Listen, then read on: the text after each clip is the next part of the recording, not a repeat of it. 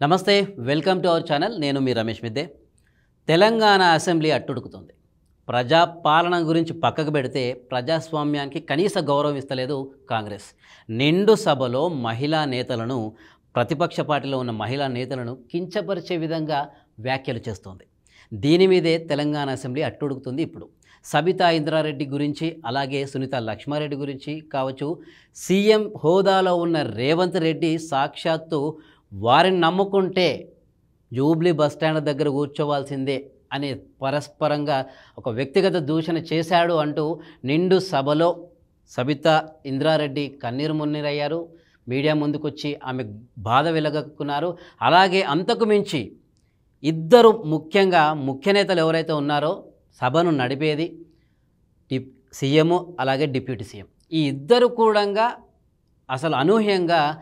BRS మహిళా నేతలపై అలాంటి వ్యాఖ్యలు చేయడం దుమారాన్ని రేపుతున్నాయి బట్టి విక్రమార్క ఏకంగా ఏం మొహం పెట్టుకొని వచ్చావు అనే విధంగా మాట్లాడడం చాలా కలిసివేసింది అలాగే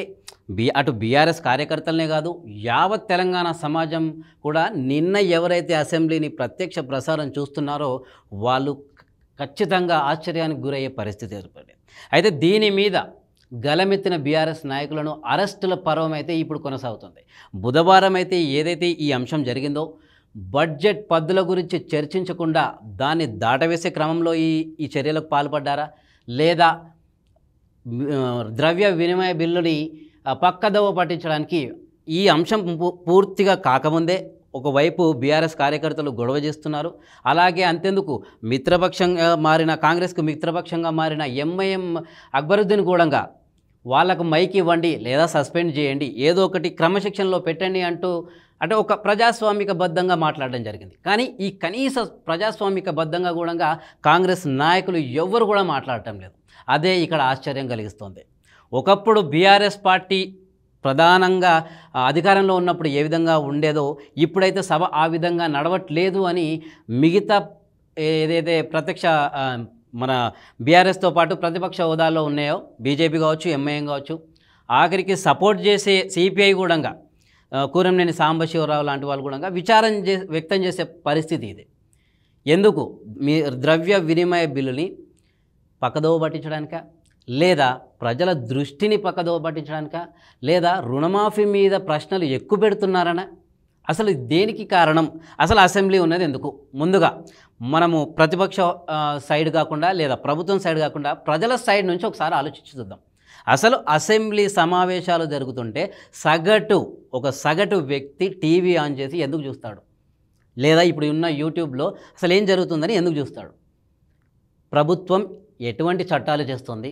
ఎటువంటి హామీల గురించి వాళ్ళు సమాధానం ఇస్తున్నారు మనకంటూ ఏం చేస్తున్నారు బడ్జెట్లో మనకు మధ్యతరగతి వాళ్ళు కావచ్చు పేద ప్రజలకు కావచ్చు లేదా కొంతమంది ట్యాక్స్ పేర్లకు కావచ్చు అసలు రాష్ట్ర అభివృద్ధికి కావచ్చు ఎటువంటి హామీలు ఇస్తున్నారో లేదా ఎటువంటి అమౌంట్ మనకు ఇస్తున్నారు అంటే వాటికి సర్దుబాట్లు చేస్తున్నారు ఎందుకంటే కేంద్ర బడ్జెట్ని బేస్ చేసుకొని రాష్ట్ర బడ్జెట్ కూడా ఒక రూపం ఇస్తుంది కాబట్టి ఒక అంచనా తీసుకుంటారు కేంద్రం ఈ విధంగా ఇస్తే రాష్ట్రం ఒక విధంగా ఇస్తుంది అయితే వీటి మీద లెక్కలేంటి అసలు ప్రభుత్వం సరిగ్గా పనిచేస్తుందా అనేది మనకు ఎప్పుడు తెలుస్తుంది అంటే మనకు వీళ్ళు నిలకడగా కూర్చొని మాట్లాడేది అనే ఒక్క ప్లేసు అసెంబ్లీ సగటు సామాన్యుడి దృష్టికోణంలో చూస్తే అయితే వీరి ప్రభుత్వాన్ని ఏదైతే ఏ ప్రభుత్వం అయినా సరే ఏ పార్టీ అయినా సరే ఆ ప్రభుత్వం పనిచేస్తుందా లేదా అని ప్రజలు ఎప్పుడైతే చూస్తున్నారో అదేవిధంగా అదే క్రమంలో ప్రతిపక్ష హోదాలో ఉన్న పార్టీలు కూడా ప్రశ్నిస్తాయి కానీ ఈ నిన్న మొన్న సినారియో చూసుకుంటే బడ్జెట్ సమావేశాల్లో చూసుకుంటే ఎక్కడైనా సరే ఈ బడ్జెట్ సమావేశంలో మొత్తం సినారియో ఏ విధంగా ఉందంటే పర్సనల్ అటాకింగ్ అంటే ఉన్నట్టుండి హుటాహుటిన అసలు ఆ పర్సనల్ అటాకింగ్ ఎందుకు వచ్చిందో ఇప్పటివరకు ఎవరికి అర్థం అవ్వట్లేదు ఓవైపు కొత్త గవర్నర్ని ఆహ్వానించాలంటూ హుటాహుటిని వెళ్ళిపోయారు అలాంటి ఉన్నప్పుడు ఒక కొత్త గవర్నర్ నియమించినప్పుడు ఆయన ముందర ఎంత హుందాగా ఉండాలి రాష్ట్రం అనేది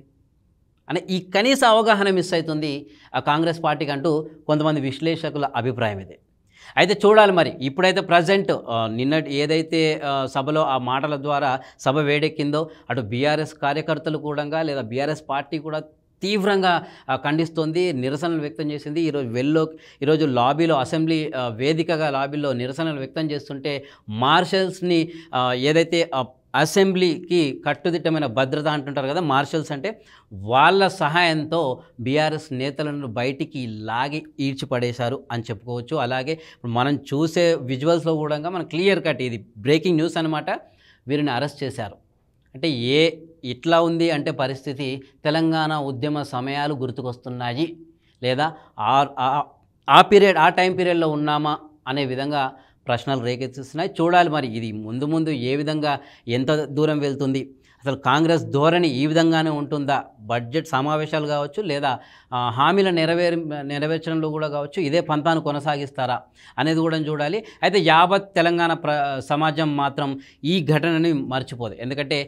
కాంగ్రెస్ పాలన మొదలై 8 నెలలు పూర్తయ్యే లోపే ఈ విధమైన ఘటనలు ఏర్పడడం చాలా బాధాకరమని ఆ పార్టీ వ్యక్తులు కూడా అనుకోవడం జరుగుతుంది. అలాగే విశ్లేషకులకు సైతం ప్రజాపాలన అని అంటున్నారు కానీ ప్రజాస్వామ్యానికి ఏ విధమైన మర్యాద గౌరవం ఇవ్వడం లేదు అన్నట్టుగానే కనిపిస్తుందని మనకు అంటే ఆ విశ్లేషకుల నుంచి లేదా నిపుణుల నుంచి అభిప్రాయము కనబడుతుంది.